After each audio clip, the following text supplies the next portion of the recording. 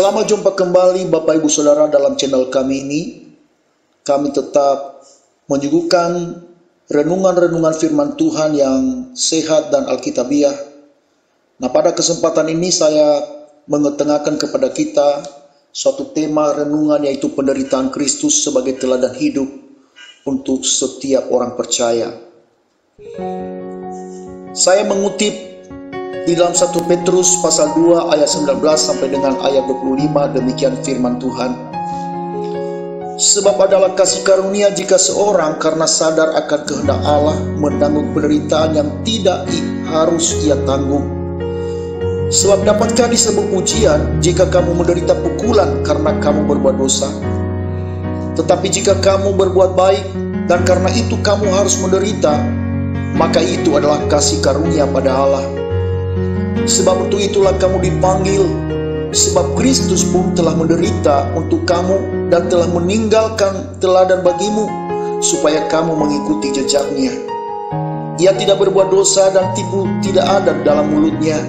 Ketika ia dicaci maki, ia tidak membalas dengan mencaci maki. Ketika ia menderita, ia tidak mengancam, tetapi ia menyerahkan kepada Dia yang menghakimi dengan adil. Ia sendiri telah memikul dosa kita di dalam tubuhnya di kayu salib, supaya kita yang telah mati terhadap dosa hidup untuk kebenaran. Oleh bulu-bulunya kamu telah sembuh, sebab dahulu kamu sesat seperti domba, tetapi sekarang kamu telah kembali kepada Gembala dan Pemelihara jiwamu. Saudara yang diberkati Allah dan yang berbahagia, berbahagialah kita yang dipilih Allah untuk diselamatkan melalui penderitaan Yesus Kristus di atas kayu salib. Sebab penderitaan Yesus merupakan teladan hidup bagi saya dan saudara semua. Perjalanan hidup Yesus menjadi contoh bagi saya dan saudara, bahwa dalam segala hal, baik senang maupun susah, kita selalu menyerahkan persoalan hidup kita kepada Allah, Bapa kita di surga. Dialah Hakim yang Maha Adil di atas kita semua. Fakta kehidupan manusia sehari-hari nampaknya bahwa masih banyak manusia yang tidak mengikuti teladan hidup Yesus. Akibatnya muncul permusuhan, kebencian, dendam, amarah, iri hati, dengki, perbantahan, dan sebagainya itu. Perbuatan yang tidak baik ini menggambarkan kehidupan manusia yang lama. Kehidupan manusia yang tidak mengenal Allah dan tidak mau menerima Yesus sebagai contoh dan teladan hidup bagi mereka. Orang yang tidak mau menerima Yesus sebagai teladan hidup baginya akan hidup dalam permusuhan, akan hidup dalam kebencian dan dendam. Hidup mereka tidak akan ada tenang dan tidak mungkin juga bisa berbahagia, baik dalam rumah tangga, di tengah-tengah masyarakat, bahkan hidup bernegara pun. Hati mereka tidak akan tenang dan damai karena saling menyalahkan satu dengan yang lain. Namun marilah kita sebagai orang percaya menyadari bahwa kita hanya menumpang di dunia ini yang fana.